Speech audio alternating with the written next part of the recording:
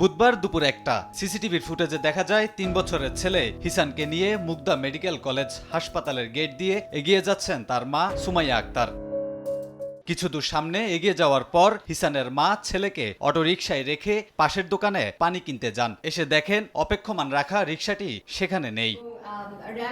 আশেপাশে খোঁজাখুঁজির পর ছেলেকে না পেয়ে হিসানের মা মুগদা থানায় অপহরণ মামলা করেন। ঘটনা তদন্তে মাঠে নামে র্যাব পুলিশের একাধিক টিম। পরে তথ্য প্রযুক্তির সহায়তায় অবস্থান শনাক্ত করে গাইবান্ধার পলাশবাড়ি থেকে শিশুটিকে উদ্ধার করে র্যাব।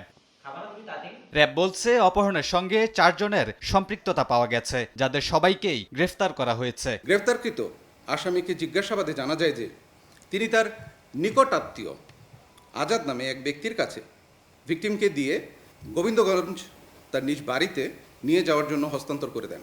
গ্রেফতারকৃত চান মিয়া এর আগেও বিভিন্ন ধরনের অপরাধ কর্মে লিপ্ত ছিল, যে কারণে তার নামে গাইবান্ধা থানায় একটি হত্যা মামলা এবং মুগদা থানায় একটি মাদক মামলা রয়েছে।